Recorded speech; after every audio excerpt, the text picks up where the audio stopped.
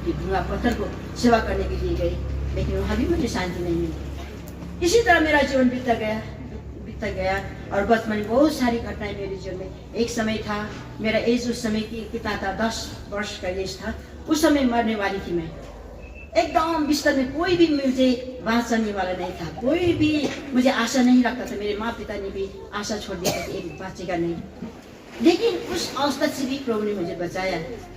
एक बार ऐसा हुआ, हमारे गांव में एक छोटा सा नदी है जो बरसात के समय बढ़कर आती है। उस समय उस नदी से भी मुझे बहा कर ले गया, लेकिन उससे भी मुझे बचाया। किसी न किसी तरह उससे भी मैं बच गई। ये सब सारी बातें मेरे जीवन में होती होती आई ना, तो होती होती आई। तो अंत में क्या हुआ, जब मैंने 1985 को मेरे प्रभु को पाया, उस समय मुझे कुछ भी पता नहीं था। क्रिश्चियन क्या है, प्रभु क्या है, यीशु मसीह कौन है, मुझे कुछ भी पता नहीं था। लेकिन जब मैंने भी 1985 के प्रभु को मैंने विश्वास किया, जब जो कुछ मेरे आत्मा ढूंढ रही थी, जो कुछ मेरे आत्मा में तृप्ति चाहती थी, मेरी आत्मा को तृष्णा पूरा करने के लिए, तृप्ति करने के लिए सिर्फ प्रभु यीशु मसीह को मैंने पाया मेरे जीवन में। मुझे इतना शांति मिला। इसीलिए हम लोग जब उधार रहित होते हैं ना, उस समय हमारे मन कभी भी शांति नहीं तड़पती रहती है, हमारे अंदर कोई भी चैन नहीं रहता है, बेचैन रहते हैं। बार बार बेचैन होने के कारण हम लोग क्या क्या कदम उठाते हैं, कैसे कैसे जगह। मैं तो बहुत सारी उपन्यास पढ़ती थी। पिक्चर तो मेरा ऐसा, जो पिक्चर चेंज हो जाएगा उस पिक्चर को देखने के लिए जाएगा। एक पिक्चर से तो नहीं होता चेंज, कुछ तो उपन्यास तो एक उपन्यास से होता ही नहीं, वो चेंज होना पड़ेगा। आज वो पढ़ा, कल दूसरा पढ़ा। इस तरह बहुत सारे संसार की अभिलाषाएं को ढूंढते ढूंढते भी मुझे हमें शांति नहीं मिलती थी। लेकिन जब मैंने भी प्रभु को पाया, तब मेरे जीवन में एक अद्भुत काम प्रभु ने किया, अद्भुत मैरिकल मेरे जीवन में प्रभु ने किया। ये सब कुछ मेरे जीवन से, घुटने में आकर प्रार्थना करते ही मेरे जीवन से प्रभु ने सब कुछ निकाल दिया। उपन्यास पढ़ना, पिक्चर देखना, सब कुछ मेरे जीवन से निकल गया। क्योंकि मुझे जो कुछ मेरे आत्मा ढूंढ रही थी ना, क्योंकि हम लोग पढ़ रहे थे ना, प्रभु दास ने वचन दिया एफिसी 1:4 ना, जगत की उत्पत्ति से आगे नहीं चुना। इसीलिए मुझे भी प्रभु ने जगत की उत्पत्ति से चुनने के कारण बहुत सारी ऐसी घटनाएं हुई मेरे जीवन में। उस घटनाएं के द्वारा मुझे मृत्यु नहीं आई, प्रभु ने बचा कर रखा।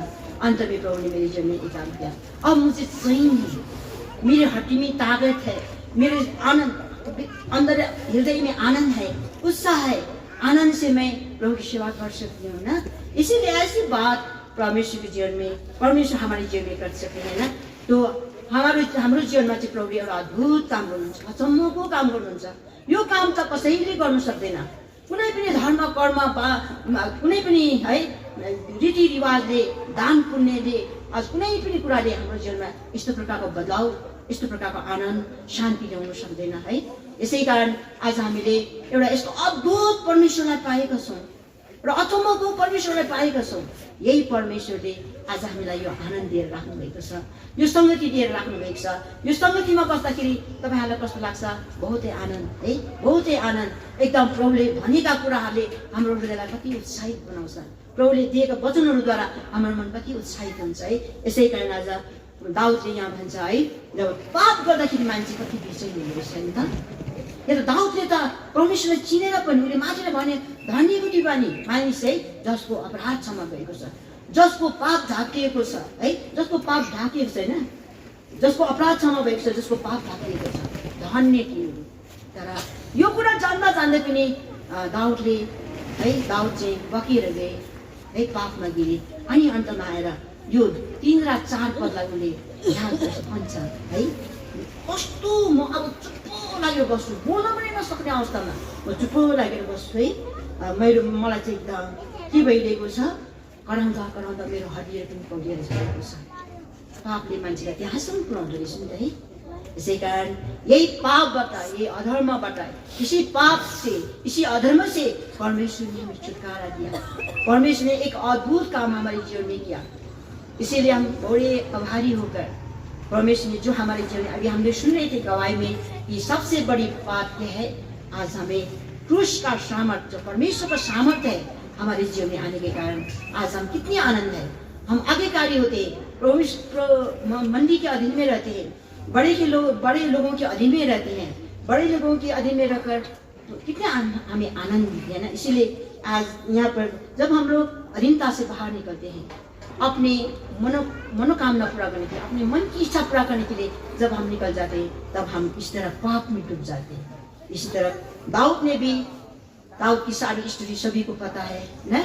दाऊद ने जब उसको कहाँ जाना था, वार में जाना था, लड़ाई में जाना था, युद्ध में जाना था, लेकिन उसने युद्ध में नहीं गया, घर में आराम से बैठा। वो आराम से बैठे उसने इतना पाप उसके जीवन में आ गया। इसीलिए हम लोग जो कुछ हमें करना है, जो कुछ हमें परमेश्वर की राह में चलते हुए हमें करते जाना है, कुछ हमें करते जाना है। कभी हमें दायां बायां नहीं, अपने आराम ऐश में रहना नहीं। जब आराम में ऐश में रहेंगे, हमारे जीवन में बहुत सारी गलतियां भी आ सकती है। इसीलिए दाऊद ने यहाँ पर कहता है कि मैं अब, क्योंकि रात दिन तेरे हाथ के नीचे है।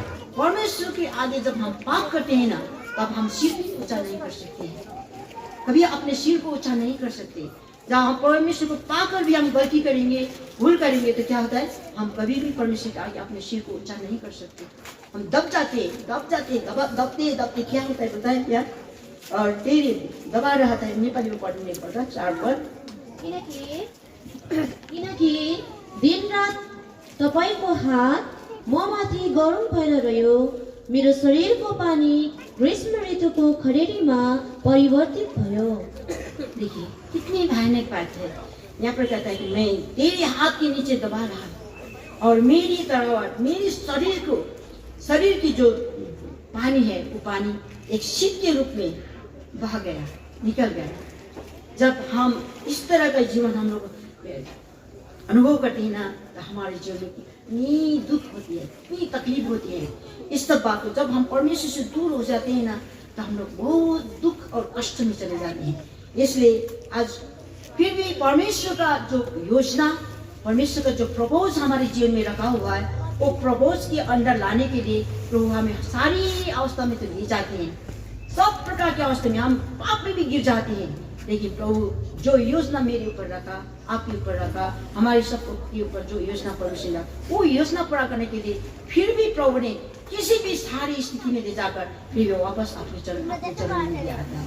इसी तरह दाऊद की जीवन में एक बात हुआ ना, यही पर हम लोग कहते हैं, जब ये सब स्थिति में गया, दाऊद का होश हो गया, अब मैं नहीं, मेरा सब कुछ शरीर भी इतना वो हो गया, मेरा शरीर का पानी भी जो शीत की तरह बहकर चला गया, मैं सूखा, एकदम ड्राई हो गया, एकदम सूखा हो गया।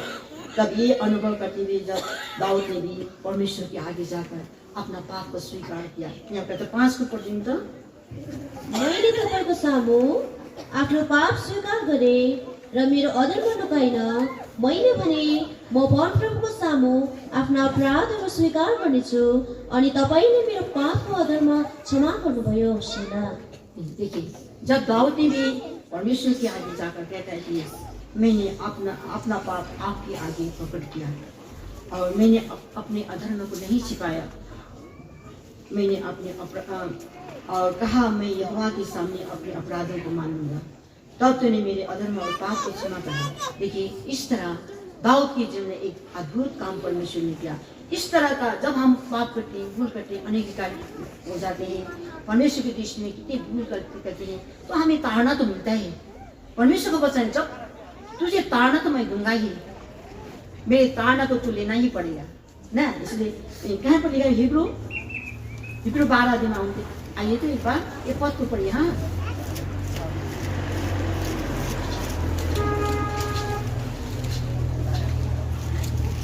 12 का 5 र 6 पढ्दिनुहोस् त, नेपालीमा पढ्दैन। अनि तिमीहरूले त्यस अर्कीलाई बिर्सेका छौ जसले तिमीहरूसँग छोराहरूसँग चाहिँ बात गर्दछ, हे मेरा छोरा, प्रभुको ताडनालाई तुच्छ नठान, न त उहाँद्वारा तिमीले हप्की पाउँदा हताश हौ, किनकि जसलाई प्रभुले प्रेम गर्नुहुन्छ उसलाई ताडना पनि दिनुहुन्छ, अनि जसले आफूले अपनाएको हरेक छोरालाई कोरा पनि and also press this bell icon.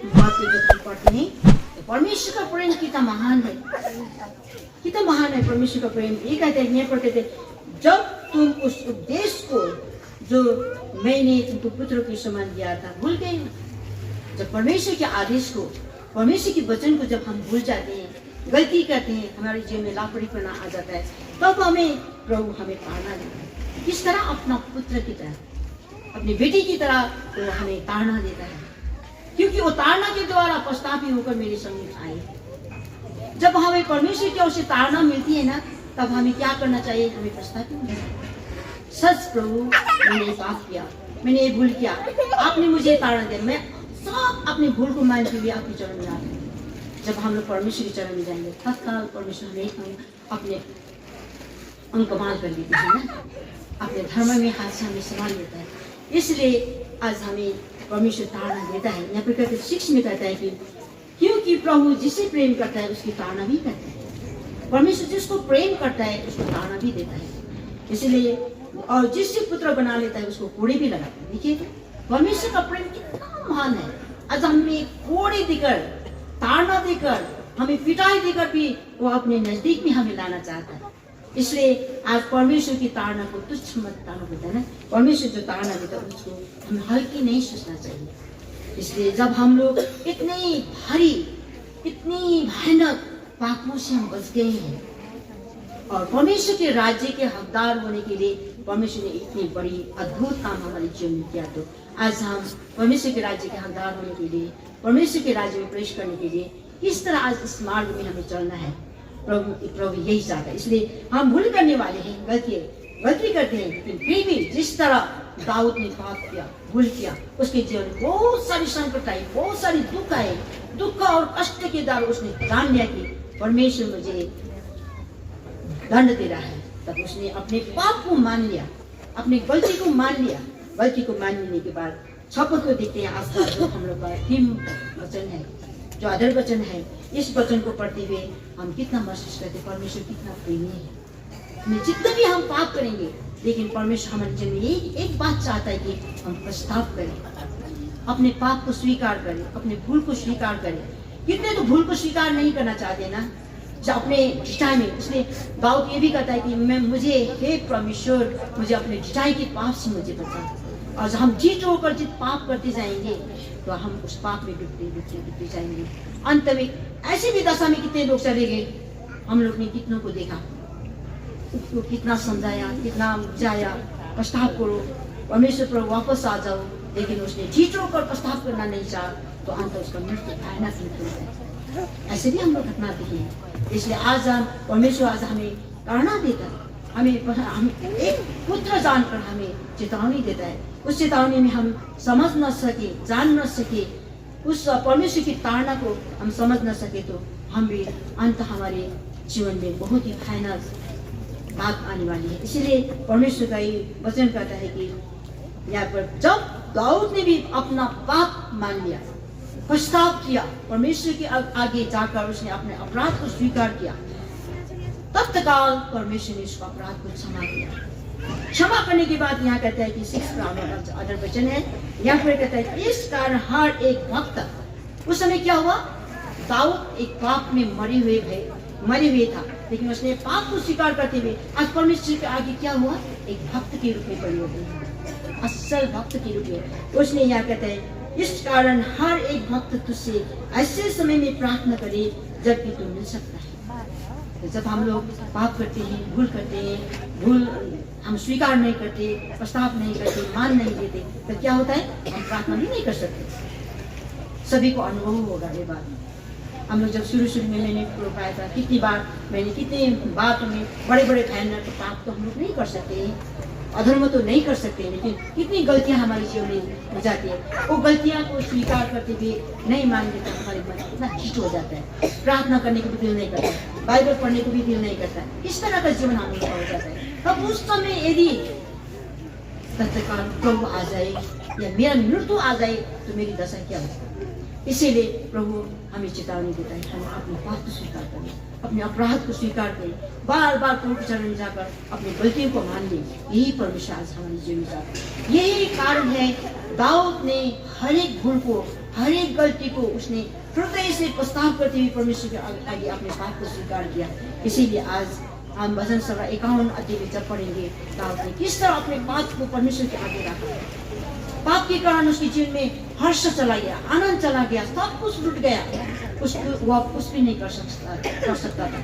लेकिन तब बाद में जब उसने पाप पछतावा किया, परमेश्वर के आगे अपने भूल को मान लिया, तो उस समय क्या हुआ? परमेश्वर ने उसे स्वीकार किया, उसे फिर भी वो हर्ष वो आनंद वापस दे दिया। इसीलिए आज का जो थीम आदर वचन है, ये वचन हमें यही चेतावनी देता है कि हम परमेश्वर में एक असल जीवन जीना चाहें, एक हमारी प्रार्थना परमेश्वर के आगे सुनाई हो और हम परमेश्वर की सारी प्रकार की परिस्थिति में हम बाँच सके। सब प्रकार के दुख में, कष्ट में, हमारे जीवन में कितनी भारी समस्या आए फिर भी हम बच सके, तो यही एक उपाय में हम प्रस्ताव करते हुए परमेश्वर के बीच में एक भक्त के नाई जिए, एक असल जीवन हम परमेश्वर के आगे जिए।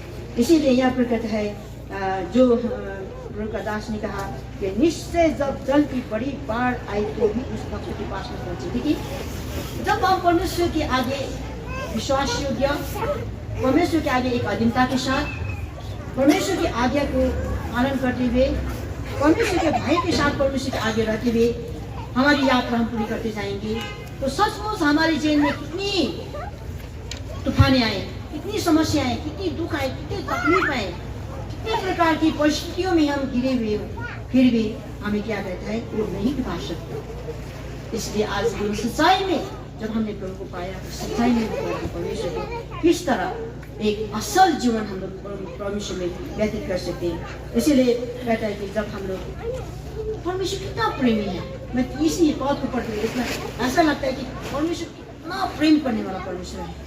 हम तो गलती करने वाला, भूल करने वाला, परमेश्वर के दृष्टि में अनेक काम करने वाला है, लेकिन प्रभु कितना बार बार हमें अपने वचन के द्वारा हमें चेतावनी देता है, अपने नजीक, अपने सामने लेना चाहता है, अपने सामने आकर उसके सामने रहने के लिए आज हमें परमेश्वर अनुग्रह देता है। इसलिए यहाँ पर कहता है कि निश्चय जब जल की बड़ी बाढ़ आई तो भी उस भक्त के पास में पहुंचेगी।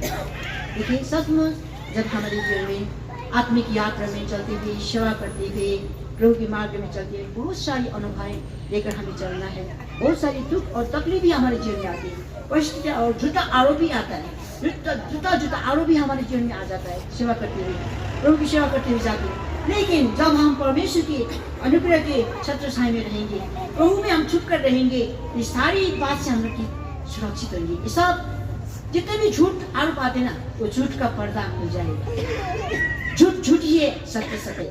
लेकिन हम सब प्रकार की अवस्था में हमें सत्य प्रभु को पाया है, सत्य में हमें दृढ़ होकर रहेंगे, तो प्रभु भी हमें सत्य में खड़ा रहने के लिए सारे झूठ हमारे जीवन में आए हुए आरोप को भी दूर कर देता है, झूठा आरोप को भी सब अंत में खुला कर देता है परमेश्वर। इसलिए आज हमें परमेश्वर की छत्र छाया में रहना है, क्योंकि परमेश्वर हमें क्या है? ऐसा गढ़ है, ऐसा सुरक्षा है, जहाँ हम हर समय उसके छत्र छाया में हम लोग सुरक्षा कर सकते हैं। एक बात है, एक वचन मुझे बहुत ही याद अच्छा लगता है, भजन संग्रह 121 का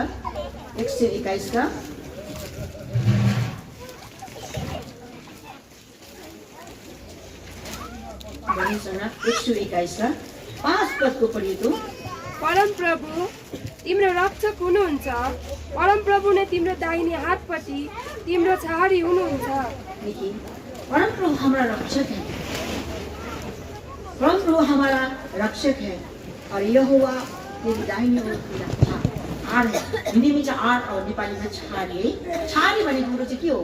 सबैलाई थाहा छ। छहारीमा हामी घाममा अलस भएर, पसिना भएर, थाकेर हत्तु भएर जब शीतलभित्र गएर बस्नुहुन्छ, छहारी त्यहाँको के आराम, कति शान्ति। यस्तै परमेश्वर चाहिँ हामीलाई दुःख, तकलिफ, कष्टभित्र भएर जाँदाखेरि चाहिँ जब परमेश्वरको छहारीभित्र आउँछौँ, त्यो छहारीभित्र बस्छौँ, हामीलाई शान्ति है, हाम्रो हृदयको शान्तिलाई चाहिँ अद्भुत प्रकारले हाम्रो हृदयको त्यो शान्तिलाई प्रभुले बनाइदिनुहुन्छ। यसै कारण आज हामीलाई हर अवस्थामा हाम्रो परमेश्वर हाम्रो सुरक्षा हुनुहुन्छ, हामीलाई रक्षा गर्ने, हाम्रो आत्मिक यात्रामा हामीलाई सम्हाल्ने।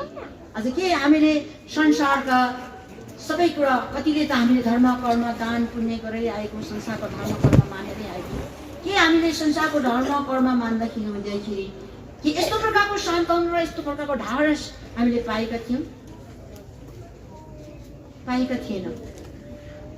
कति हामीले रुपियाँ पैसा खर्च गऱ्यौँ, कति माउन पण्डितलाई पैसा चढायौँ, कति गरिबहरूलाई खुवायौँ, कति गरिबहरूलाई दियौँ केही पाउँछौँ भनेर, तर केही पायौँ? केही पनि पायौँ। तर प्रभुलाई हामीले के दियौँ र? प्रभु यीशु मसीहलाई हामीले के दियौँ? परमेश्वरलाई हामीले के दियौँ र? तर सित्तैमा हामीले यति ठुलो उद्धार दिनुभयो। सित्तैमा प्रभु परमेश्वर नै हाम्रो सुरक्षा र हाम्रो गढ बनिनु भयो। कुनै पनि दुःखमा, कुनै पनि तकलिफमा जाँदाखेरि अँगालो मारेर छोरी भनेर सम्हाल्नु परमेश्वर हामीले पायौँ। यसकारण आज हामी कति अभानी र कृतज्ञ भएर प्रभुको सेवा गर्नुपर्ने रहेछ हामीले है। प्रभुको सेवा गर्दाखेरि हामीलाई गनगन गर्ने होइन है, कुरकुराउने होइन। हामीले कुनै पनि सेवा हामीले पाउँछ भने बडो आनन्दको साथमा त्यो सेवा गर्नुपर्ने रहेछ हामीले है। आनन्दको साथमा सेवा गरेर जानुपर्ने रहेछ। तब त्यसको प्रतिफल पनि परमेश्वरले हेर्नु त, हामीले त्यो बाहुन पढ्ने जसलाई पढाएर कति खर्च गऱ्यौँ, के प्रतिफल दिँदैन हामीलाई? प्रतिफल पाइँदैन। परमेश्वरमा हामीले सानो एउटा केही काम गऱ्यौँ, त्यसको प्रतिफल परमेश्वरले राख्नुभएको छ। यस्तो परमेश्वरलाई चाहिँ हामीले पाएको हो। यसकारण यो परमेश्वरको अनुग्रहको छत्र छायामा रहेर है, परमेश्वरको त्यो छारीभित्र रहेर हामी सधैँ शान्ति साथ परमेश्वरको सेवा गर्दै जाना चाहिँ हाम्रो लागि आवश्यक रहेछ। इस तरह हम परमेश्वर की जो आर्मी रहकर परमेश्वर की सेवा करते जाना है हमें। परमेश्वर की सेवा इस तरह हमें करना है तो प्रभु हमें इस तरह हमें संभालता है, परमेश्वर के राज्य के लिए तैयार करता है। अभी हम लोग सुन रहे थे गवाही में भी क्योंकि दासी ने कहा सुबह फैमिली पे मैं तो नहीं आ सकी, लेकिन फिर भी मैंने सुना कि परमेश्वर ने सारी प्रतिज्ञा दी। बाइबल में जो पढ़ी इतनी सारी प्रतिज्ञा है, प्रतिज्ञा है, लेकिन लास्ट प्रतिज्ञा क्या है? अनंत जीवन। यही अनंत जीवन हमारे लिए है। यही अनंत जीवन प्राप्त करने के लिए आज हम इस सेवा को करते जाएंगे, इस सेवा की दौड़ को हम पूरा करते जाएंगे ना। इसीलिए आज सेवा को पूरा करने के लिए हम नहीं सकेंगे। हम लोग ने पढ़ा क्रूस का जो कथा है, मूर्खों के लिए वो क्या है? नाश करने वाला। लेकिन जिसने विश्वास किया, उद्धार पाया, उसके लिए क्या है? परमेश्वर का सामर्थ्य है। इस कारण हम लोग जो भी करते हैं परमेश्वर का अनुग्रह द्वारा और परमेश्वर के सामर्थ्य के द्वारा हम कर सकते हैं। हमारे बल, हमारी बुद्धि, हमारे ज्ञान, हमारी योग्यता के द्वारा हम कुछ भी नहीं कर सकते हैं। इसलिए जो कुछ कर सकते हैं परमेश्वर के अनुग्रह द्वारा ही हम कर सकते हैं। इसलिए इस सारी सेवकाई की प्रबंध करने वालों को भी हम लोग धन्यवाद करेंगे। इस सेवकाई प्रबंध इसी जगहों में, ऐसी ठंडी वातावरण में हमें लेकर आया। फिर इस ठंडी वातावरण में भी हमें एक परमेश्वर के अपने छत्र छाया में रखकर हमें कितना गर्मी देकर, आनंद देकर रखा है इस सेवकाई के द्वारा, वचन के द्वारा।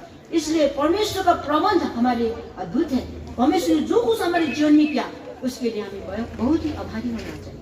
हमें बहुत शांतिपूर्वक उसकी सेवा जिस प्रकार करते जाना है तो प्रभु हमें सहायता करता। हम नहीं सकेंगे, हम दुर्बल हैं, कमजोर हैं, हम कुछ भी नहीं कर सकते।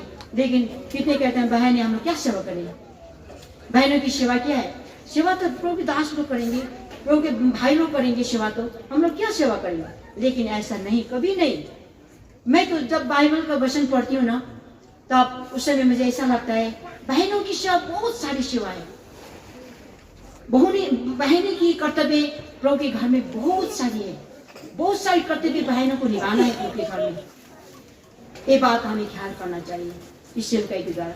जब बहनें जितने भी आप लोग सबको कितने माए हैं, शादीशुदा परिवार है आप लोग ना, शादीशुदा होने वाले को पता है ना घर में कितनी प्रकार की जिम्मेवारी है। बच्चों की जिम्मेवारी, पति की जिम्मेवारी, घर की जिम्मेवारी, कितने प्रकार की जिम्मेवारी को आप लोग पूरा करना है। आप लोग को ये सब कुछ आप लोग करते हैं। इसी तरह हम जिस तरह अपने घर को देखते हैं इसी तरह हम प्रभु के घर को भी देखना है, प्रभु की घर की समस्या को देखना है। प्रभु के हम कहते हैं ना बहनी जो अभी जहाँ भी जाता है भाई से ज्यादा ही बहनी होती है। जहाँ भी जिस मंडी में जाएंगे, मंडी में देखेंगे बहनी की लाइन बहुत है, भाइयों की लाइन बहुत कम है ना। बहनों को ही प्रभु से इतना प्यार क्यों करता है? बहनों पे इतना ज्यादा क्यों बचाता है? क्योंकि बहनों की काम मंडी में बहुत ज्यादा है, बहुत करना है बहनों की कर्तव्य।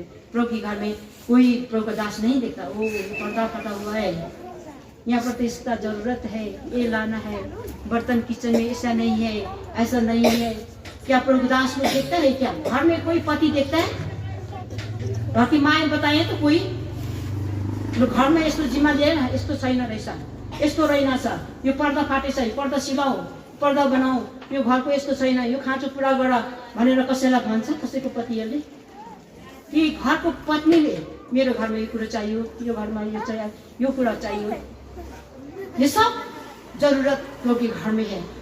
बहनें ही, घर की माँ ही, घर की पत्नी ही ये सब कुछ करती है। इसलिए आज हमें कितना, जिस तरह अपने घर को हम संभालते हैं, इसी तरह प्रभु के घर को भी हमें संभालना है ना। प्रभु के घर को जब हम संभालेंगे, वो मंडली क्या होगा? आशीषित होगा। जिस मंडली में माएँ और बहनें और जवान बहनें जब सुख होकर प्रभु की काम करते हैं, वो मंडली बहुत ही आशीषित होता है। इसलिए बहनों को बहुत सारी काम है। इसलिए हम बाइबल में देखते हैं आज कितना प्रभु ने हमें एक भक्त होकर परमेश्वर से प्रार्थना करना, आने वाले सारी विपत्ति से बचने के लिए हमें प्रार्थना में संघर्ष करना।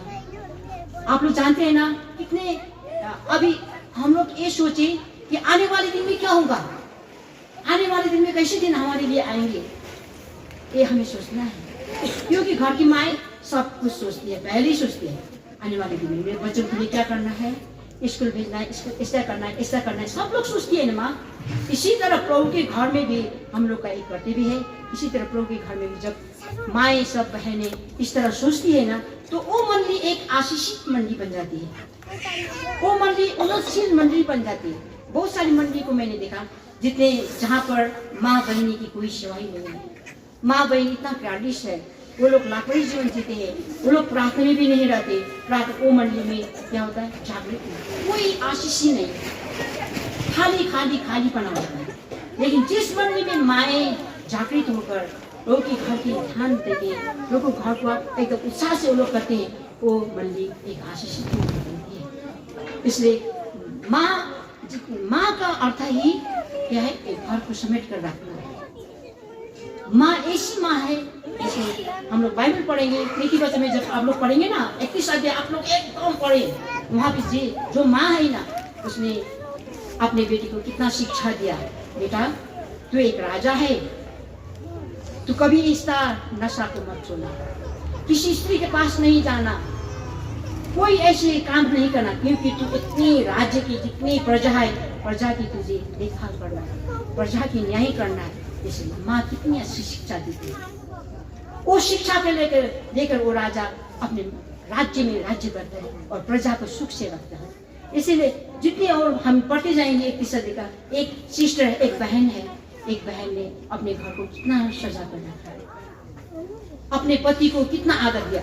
एक बात मैं कहना चाहती हूँ, मैं भी किसी ने ये बात कहा, मुझे पता है, एक ब्रदर है, वो वचन देते हुए जब भी वो कहते वचन देते समय, मेरी पत्नी के कारण आज मेरा ये सेवा है, मेरी पत्नी के कारण ही आज मैं यहाँ खड़ा होकर प्रभु की सेवा कर सकता हूँ। क्योंकि मैं जब सेवा में निकलती हूँ तब मेरे लाइफ में मेरे पति सदा ही मेरे लिए प्रार्थना करते हैं। वो बोलते हैं, उसका पत्नी क्या करते हैं, अब मेरा पति तो सेवा में चला गया, उसको वचन लेना है, मंडली को खाना खिलाना है, इसलिए उनके लिए प्रभु आप ज्यादा सब्जी चलाते हुए भी वो प्रभु को प्रार्थना करते होता, और बच्चे को खाना देते भी समय में रहकर अपने पति की सेवा के लिए प्रार्थना करती है। कितना बड़ी कर्तव्य वो पत्नी निभाती है। तो वो ब्रदर बोलता है, वो ब्रदर दास बोलता है कि मेरी पत्नी के कारण ही आज मेरा सेवा एक आशीष का कारण है। पत्नी जितने भी अपना पत्नी का जो पति लोग जो सेवा करते हैं, उनके लिए हम लोग बहुत सारी प्रार्थना करना है, प्रार्थना में समय व्यतीत करना है, ताकि मेरे पति का सेवा आज आशीषित बने। मेरे पति जब वचन लाए तब सबके लिए एक आनंद का कारण, हर्ष का कारण बने। इस तरह हमें ये भी पता नहीं याद करना चाहिए। इसलिए हम एक पद ही पढ़ेंगे। आइए तो नीति वचन, समय नहीं, बहुत ज्यादा नहीं बोल सके, टाइम हो गया। 31 अध्याय का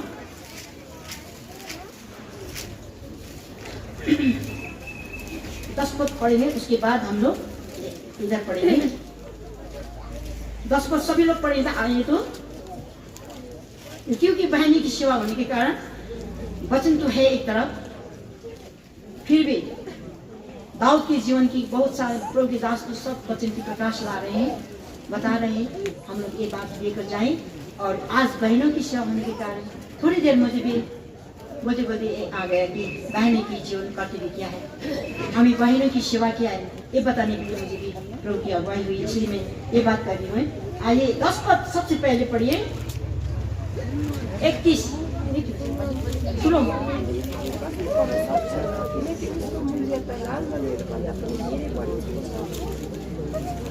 एक पद माथि गुणवती स्त्री कसले पाउन सक्छ र, किनकि उसको मूल्य त लाल मणिहरू भन्दा पनि धेरै बढी हुन्छ। अन्त उसको पति विश्वास तल पनि छ एउटा वर्ष छोड्यो। उसको पतिले निर्धक्क भएर उसमाथि भरोसा राख्छन्, यसैले गर्दा उनलाई लाभको घटी हुँदैन। एउटा मूल्यवान अति नै राम्रो भलो पत्नी कसले पाउन सक्छ, जसको मूल्य चाहिँ मुगाहरू भन्दा पनि अति नै उत्तम हुन्छ है। कौन पाएगा ऐसा पत्नी जिसका मूल्य एक मुगाले के भन्छ मुगे भनेछ, मुगा जैसा है ना। मुगा अभी तो हद तक उस चीज को नहीं मिलता भी है, इतना दामी चीज है। बड़े बड़े लोग पहनते मुगा का साड़ी, मुगा का ये क्या पहनते, लेकिन ये मुगा का कितना मूल्य है। उससे भी एक भली पत्नी का मूल्य उससे भी बड़ा है। तो वो पत्नी क्या करती है, या अपने पति की मन में उसकी विश्वास होता है कि मेरा पत्नी है, जब घर में है उसको एकदम आराम मिलता है। मेरा पत्नी क्या है, विश्वास योग्य है। वो विश्वास योग्यता के साथ अपने काम को पूरा करती है। इसलिए इस तरह एक पत्नी होकर इस तरह हमें रहना है। यहाँ पर कहता आइए इसी का 28-29 माइक में पढ़ो। उसका छोराछोरीहरू उठ्छन् र उसलाई धन्यकी भन्छन्, जसका पतिले पनि यसै भन्छन् र उसको प्रशंसा गर्छन्। धेरै छोरीहरूले सद्गुण देखाएका छन्, तर तिमीले चाहिँ ती सबैलाई उछिनेकी छौ। स्कुल पढ्नु मनोहरता धोकापूर्ण हुन्छ र सुन्दरता व्यर्थ छ, तर जुन स्त्रीले परमप्रभुको भय मान्छे उसैको प्रशंसा हुनेछ। 31 उसलाई उसका हातको परिश्रमको फलबाट देऊ, अनि उसका कामहरूले उसलाई मूल जग्गाहरूमा प्रशंसा गरून्। कति स्त्री एउटा घरको पत्नी एउटा घरको आमाको कर्तव्य कति ठुलो रहेछ है। हामीले परमेश्वरको वचनलाई पढ्यौँ है। छोराछोरीले पनि उठेर बिहानै आफ्नो आमाको त्यस्तो प्रकारको सद्गुणहरू देख्दा त नानीहरूले पनि आमालाई धन्यको भन्छ है। अनि आफ्नो लोग्नेले पनि बिहानै उठेर आफ्नो पत्नीलाई धन्यको गरेर उसको प्रशंसा गर्छ है। त्यस कारण आज हामीले प्रभु पाएपछि विश्वास गरेपछि यो गुण त हामीमा पनि हुनु पऱ्यो है। सबै आमाहरूमा यो गुण हुनु पऱ्यो, हाम्रा जवान छोरीहरूमा पनि गुण हुनु पऱ्यो है। यस कारण जब घरमा यस्तो प्रकारको वातावरण, त्यो घर चाहिँ कति शान्तिको घर हुन्छ है। मैले एउटा परिवारको शान्तिपूर्ण घर देखेर मैले बोल्न थालेँ। छक्कै परेको छु। त्यही परिवारले म उटपटाङ परिवार देखेको मैले। उटपटाङ परिवार, झगडा रात दिन झगडा लडाइँ गरेको मैले त्यो परिवार पाएको देखेको। त्यो परिवारदेखि मलाई दिक्क लाग्थ्यो। तर जब मैले 1985 गएर थिम्पू भुटानमा त्यो परिवारलाई त्यो सुन्दरतामा देखेको कारणले गर्दा, त्यो शान्त वातावरणमा रहेको कारणले गर्दा मैले त्यति बेला मेरो प्रभु विश्वास गरेँ। साँच्ची स्वर्ग पृथ्वीका मालिक परमेश्वर जीवनमा यस्तो अद्भुत परिवर्तन ल्याउने परमेश्वर रहेछ। कस्तो मान्छे कस्तो बनाउँदो रहेछ, मैले त्यही प्रकारले मैले विश्वास गरेँ। अनि त्यही घडी मेरो हृदय त कठोरै थियो, ढुङ्गा जस्तो चाम्रो रुँदै थियो। ख्रिस्टलाई मैले विश्वास नगर्ने मान्छे, धर्म र कर्मको कात्रोले बेरिएको अवस्थामै म थिएँ है। कात्रो कसले खोलिदिने र समय आयो मलाई परमेश्वरको स्तुतिद्वारा पनि मेरो हृदय प्रभुले घायल गर्दै ल्याउनुभयो। जब मैले गीत समानीमा पापी पाएको सुन्दै यो गीत जब मैले सुनेँ, यो गीतले मेरो हृदयलाई तोड्दिएको। यसै कारण कसैको जीवनमा गीतले काम गर्छ, कसैको जीवनमा हाम्रो गवाहीले काम गर्छ, कसैको जीवनमा है कसैको रहन सहनले नि जीवन रहन सहन देखेर नि हाम्रो जीवनमा काम गर्छ। यसै कारण हामी चाहिँ हर समय घरबाट एउटा गवाहीको रूपमा गवाही जब हाम्रो साक्षी टिक्छ भने हाम्रो वरिपरि आसपासका मानिसहरूले देख्छन् परमेश्वरको महिमा गर्छन् है। यसै कारण आज यहाँ भन्छ यो स्त्री त कस्तो रहेछ भन्छ है। उसको छोराछोरी पनि उठेर त मेरो आमा कति धन्यको है, कति धन्यको आमा रहेछन् है। अनि पति पनि उठेर मेरो पत्नी कति धन्यको भनेको प्रशंसा गर्दो रहेछ है। यसै कारण धेरै स्त्रीले धेरै काम गर्छन्, धेरै प्रकारको यो देखाउँछन् नारी, तर ती सबै केही कुरो होइन तर है त्यो सबै शोभा जुटा सुन्दरता व्यर्थ हो भन्छ सबै हाम्रो सुन्दरता हाम्रो राम्रोपना हाम्रो सबै प्रकारको कुराहरू अन्त व्यर्थ हो केही पनि होइन रहेछ है तर के चाहिँ रहेछ हाम्रो प्रशंसा हुने कुरो चाहिँ के रहेछ परन्तु जो स्त्री यहोवा का भय मानती है उसकी प्रशंसा की जाए जुन स्त्रीले चाहिँ परमेश्वरको भय मान्छन् उनीलाई चाहिँ सधैँ प्रशंसाको योग्य पाइँदो रहेछ यसै कारण हामीलाई अरू केही छैन है परमेश्वरको डर मान्नु परमेश्वरको भय मान्नु परमेश्वरको बाटोमा राम्रोसँग हामीले प्रभुको घर के हो प्रभुको घरलाई चिनौँ है प्रभुको घरमा गर्नुपर्ने कर्तव्य मेरो के हो त्यो कर्तव्यलाई हामीले पुरा गऱ्यौँ जसरी हन्नाले पुरा गर्यो है त्यो कर्तव्य हामीले बाइबलमा पाउँछौँ हन्नाले त्यो कर्तव्यलाई पुरा गर्यो हन्नाले त्यो घरलाई देख्यो शून्य खाली दियो अब एलीको छोराले त सिरोलाई त सर्वनाश पारिसकेको रहेछ त भनेर उसले जब जानी उनले यस्तो प्रकारको तोडेर प्रार्थना गर्यो प्रभु म एउटा बाजे तर तपाईँले मलाई एउटा छोरा दिनुभयो भने त्यो छोरा चाहिँ म तपाईँको महलमा दिन्छु किनकि प्रभुको घर त दितो हुने रहेछ है एलीका छोराले त प्रभुको घरलाई त सत्यनाश पारिरहेको रहेछ अब मलाई एउटा छोरा दिनुहोस् म तपाईँको जब उसले यस्तो प्रकारले तोडेर प्रस्ताव गरेर रुएर प्रभुको घरको अवस्था देखेर उनले प्रार्थना गर्यो प्रभुले त्यो प्रार्थना सुनेर छोरा दियो अनि यत्रो दिन बाँझमा भएर बसेको है बाँझी भएर बसेको सधैँ सौताले उसलाई घुराइरहेको भनिरहेको उसलाई कति निन्दा गरेको है तर त्यो सबै कुरालाई वास्ता गरेनन् उसले त नभए त कति घमण्डले मेरो छोरा भयो देखिस् मलाई पनि दियो मेरो पनि छोरा छ त भनेको र भनेन नम्र भएर त्यो छोरालाई जुन प्रतिज्ञा परमेश्वरलाई गरेको थियो त्यो प्रतिज्ञा अनुसार अन्नाले परमेश्वरलाई भनेको थियो र प्रभुलाई एउटा छोरा दिनुहोस् जब त्यसलाई दुःख खाएर म छोराउँछु त्यो प्रतिज्ञा अन्नाले पुरा गरियो के आज प्रभु घर कति उजाडिएको छ प्रभु घर कति सुनसान छ सबै ताला लाएर जान्छन् प्रभु घरमा कोही आमाहरू छन् प्रभु घरमा आफ्नो छोराछोरी दिनु ताकि मेरो छोराछोरी प्रभु घरमा बस्छ त्यो घरको ताला खोलोस् घरको जालोहरू मारोस् झाडु गरोस् सफा राखोस् भनेर त्यस्तो बोझ लिने कोही आमाहरू छन् होइन धेरै घर प्रभुको घरहरू ताला लागेको अवस्थामा छ हो कि होइन यो कुरा तपाईँले याद गर्नुहोस् त मेरो छोराछोरी पढोस् लेखोस् नोकरी गरोस् ठुल्ठुलो मान्छे होस् मलाई र अन्तमा हेरोस् मलाई पालोस् त्यही मात्रै विचारहरू मात्रै राखेर हामी प्रार्थना पनि गर्छौँ तर प्रभुको घरमा कस्तो प्रकारको अवस्था छ साँच्ची नै के हामीले त्यो बाढ त्यो डरलाग्दो बाढ आएर आउँदाखेरि हामी जोगिनका लागि कि हामीले यो कर्तव्य गरिरहेका छौँ यस्तो प्रकारको बाढ हाम्रो अगाडि आउँदैछ जुन बाढले हामीलाई ठक्क छुदै पारेर लानेवाला छ भने त्यो बाढबाट सुरक्षित पाउनको लागि के हामीले प्रभुको घरमा यो कर्तव्य निभाइरहेका छौँ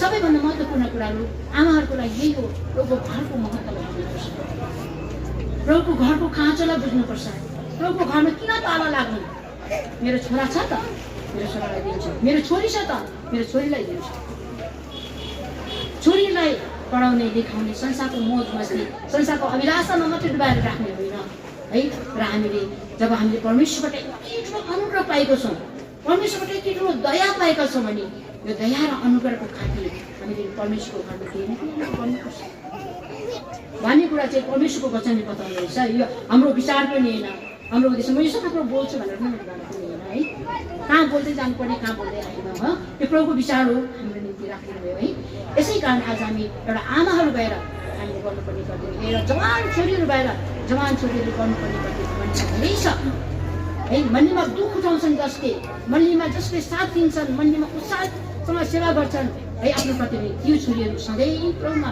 असल भएर गएको हामीले देखेका छौँ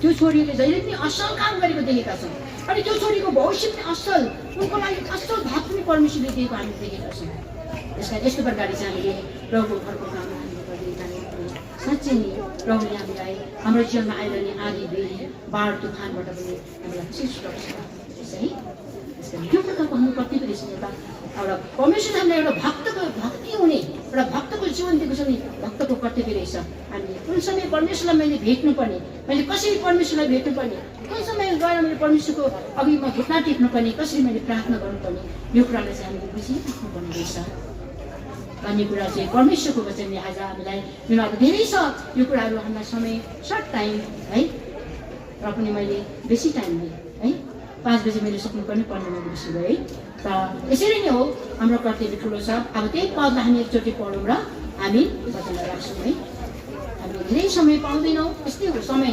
या मलाई सबै सधैँ एउटा वचन दिँदाखेरि म एउटा कुरा चाहिँ भन्नु मन लाग्छ है, भन्नु मन लाग्छ। त्यो चाहिँ के हो भन्दाखेरि नि टाइम भन्ने कुरो, समय भन्ने चाहिँ कति महत्त्वपूर्ण कुरो रहेछ। मैले एक दिन गाडीमा यात्रा गर्दै जाँदाखेरि मेरो अगाडि एउटा ट्रक जाँदै थियो हो। त्यो ट्रकमा मैले यस्तो कुरो देखेँ, यस्तो कुरो लेखेको रहेछ, वक्त किसी का यार नहीं। कति महत्त्वपूर्ण कुरो छ है। समय कसैको साथी हो, समयले हामीलाई पर्खिँदैन। साथीले मलाई पर्खिन सक्छ तर समयले मलाई कहिले पनि पर्खिँदैन। समय एकछिन पर्ख न, एकछिन पर्ख, म यस्तो गरेर आउँछु, पर्खिन्छ हामीलाई समयले। वक्त किसी का यार नहीं, दौडेको दौडेको आफ्नो समय। यसै कारण आज समय हुँदै बढ्नुपर्ने प्रतिबद्धता हुँदै रहेछ। यस कारण समयलाई खेर नपाला परमेश्वरका चाहिँ समयलाई खेर नपाले। यस कारण समयलाई खेर पाले समय नै छैन अहिले। 2024 हाम्रो लागि के छ सबैले थाहा गर्दै होला। दिनका चार्जहरू कस्तो प्रकारले आउँदैछ, समयहरू कसरी आउँदैछ सबैलाई थाहा हुँदै होला है। यस कारण हाम्रो अगाडि राम्रो असल दिन चाहिँ छैन।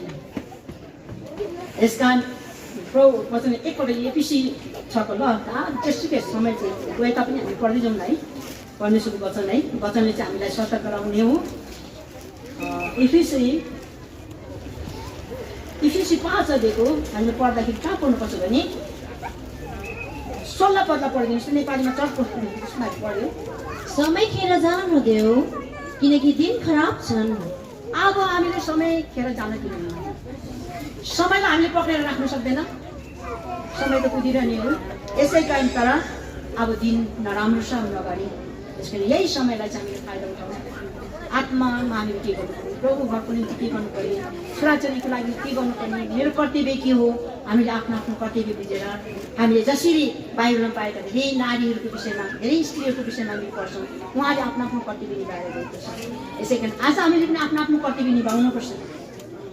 यदि साँच्चै नै हामीलाई आइपर्ने त्यो बाढ र आँधी बेरीबाट हामी सुरक्षित रहनुपर्छ भने हामीले परमेश्वरमा गर्नुपर्ने एउटा असल भक्त असल जस्तो जीवन लिएर चाहिँ हामी कसरी आफ्नो जीवनलाई गर्नुपर्छ है। हामीलाई सहायता त्यो पदलाई हामी पढौँ। आउनुहोस् हाम्रो अदर वचनलाई। यसलाई कतिपय मैले खुला गर्न नसके तापनि प्रभुको दासले यो कुरा त बताउँदै जाँदैछन् परमेश्वरको वचनको भेदहरू त है। आउनुहोस् यो पदलाई पढौँ, सबैले एकसाथ पढौँ। आउनुहोस् हाम्रो अदर वचन सबले एकसाथ पढौँ।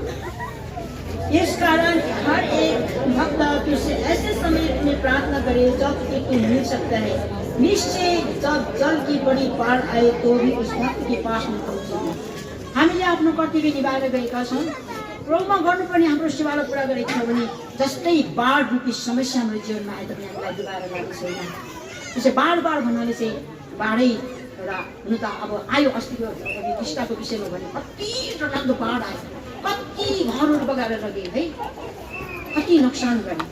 यस्तो प्रकारको नोक्सान हाम्रो जीवनमा आउन नदिनुको लागि चाहिँ के गर्नुपर्ने छ, हामीले एउटा असल महत्त्वपूर्ण सोच्छौँ परमेश्वरको डर राखेर आफ्नो जीवनमा चाहिँ व्यतीत गर्नुपर्नेछ भन्ने कुरो रहेछ। प्रभुले सानो विचारमा बहिनी ज्योति हुनुहुन्छ यसमा हाटी। बहिनी ज्योति गवाई र वचनको लागि छोटो प्रार्थना गरिदिनुहोस् त।